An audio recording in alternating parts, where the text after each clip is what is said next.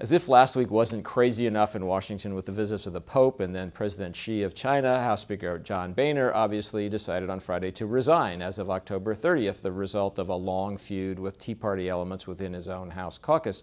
What does this mean? Well, aside from the question of who leads the House, I think there are three big policy questions now on the table, and two very distinct possibilities when it comes to figuring out how those are going to be dealt with. I think the three big policy issues that are now very much up in the air are A, funding the government after September 30th, the new fiscal year, when funding actually runs out because Congress hasn't done anything on that front yet.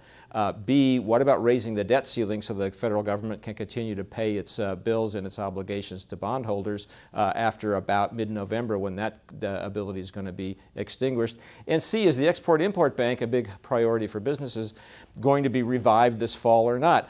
All three of those things are items that John Boehner wanted to take care of, and now the two possibilities are A, John Boehner will make sure those things all get taken care of before he leaves at the end of October, which is to say he will defy conservatives in the House and make sure the government is funded even though there probably aren't the votes to defund the Planned Parenthood organization.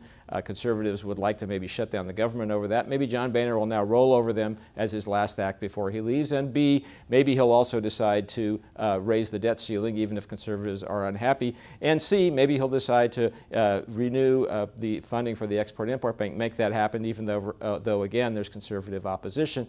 Or maybe he's now a lame duck who can't get any of those things done and we're headed for a fall in which all those outcomes are uncertain and there may be a government shutdown. We'll know a little more when the dust settles in the next few weeks, but it's going to be a period of high drama again in Washington.